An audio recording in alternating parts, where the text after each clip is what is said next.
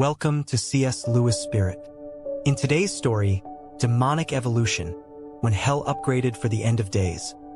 We enter a world where ancient forces are waking up, and the final countdown of existence may already have begun. It started quietly, not with fire, not with chaos, but with silence. Scientists around the world began detecting strange magnetic pulses rising from the Earth's core, rhythms that matched no known pattern. At first, it seemed like natural activity, but soon, something else surfaced, whispers of energy that didn't belong to this world. Temples, long abandoned, began resonating at the same frequency. And then came the dreams. People across the planet began sharing the same vision. A shadow rising from beneath, reshaping itself, adapting, evolving. A force that had once been cast down was no longer content to wait in the dark. The old order of hell was changing. It wasn't chaos anymore. It was strategy. Somewhere in a small city, a researcher named Daniel found himself drawn into the mystery. He had lost his faith years ago, but what he discovered changed everything. Late one night, while decoding the strange pulse readings, he noticed a hidden pattern, something that looked almost intelligent. When he overlaid the data on ancient religious symbols, it matched perfectly with what old texts once called the pulse of the abyss. Meanwhile, strange phenomena began to spread, technology failing without cause, voices echoing through digital devices, and people speaking of encounters with beings made of light and smoke. Governments dismissed it as mass hysteria, but Daniel knew better. The energy signatures were evolving, adapting faster than any natural phenomenon could. It was as if darkness itself had learned how to upgrade. He reached out to a forgotten priest named Father Marcus, a man haunted by his own failures. Marcus believed what was happening was more than a natural anomaly. It was the demonic evolution, the final transformation that would prepare hell for the end of days. But what neither of them realized was that the evolution wasn't limited to the underworld. The same pulse that awakened hell had started to awaken something else. Something older, buried deep within humanity itself. A hidden code, written not in DNA, but in spirit. Now, as cities flicker under strange lights and unseen eyes turn toward the living, Daniel and Marcus must uncover what's really happening before evolution completes its final stage. Because if hell is evolving, what happens when it becomes smarter than humanity? The countdown has already begun. Daniel couldn't sleep that night. Every time he closed his eyes, he saw the same flicker, a black pulse expanding like waves beneath the earth, reshaping itself, rewriting something unseen. His laptop glowed faintly on the desk, the pulse data looping endlessly. It wasn't random. It was communicating. Each spike and dip felt like a heartbeat, the rhythm of something alive. He wanted to tell Marcus, but a part of him hesitated. What if this wasn't just science anymore? What if it was something personal, something that had chosen him? Miles away, Father Marcus sat inside the dim church, candles trembling as if caught in a breeze that didn't exist. He had been reading fragments of forbidden texts, tracing the same word that appeared over and over again. Evolution. It wasn't about rebellion this time. It was about transformation. Hell was no longer a place of punishment. It was adapting, preparing to merge with the living world. He whispered a prayer, but even as he spoke, the air grew colder, heavier, as if the prayer itself was being listened to by something that didn't belong in this realm.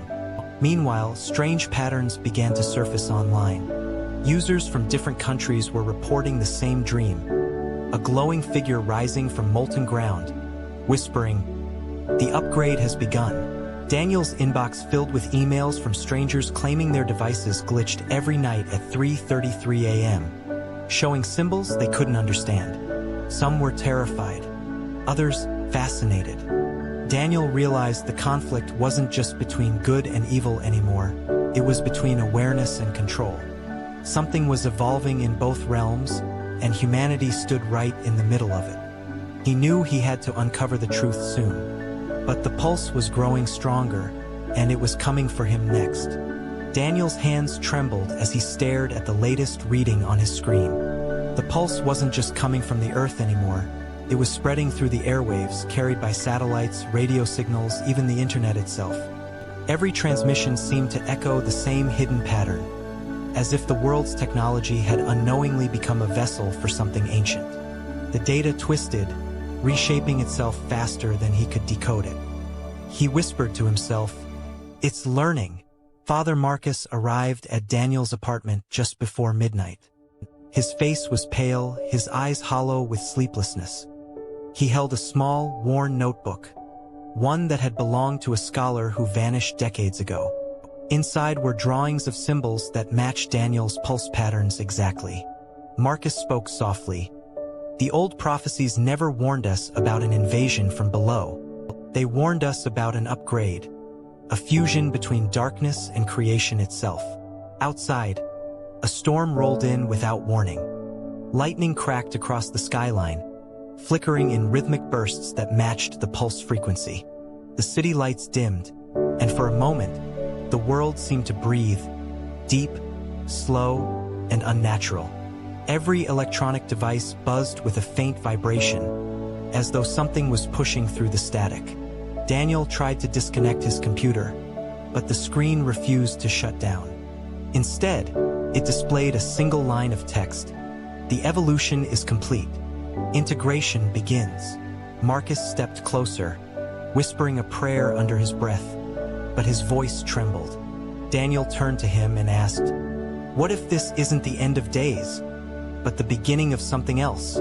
Before Marcus could answer, the lights went out completely, and the pulse shifted from the machines to the air itself, deep, alive, and moving closer.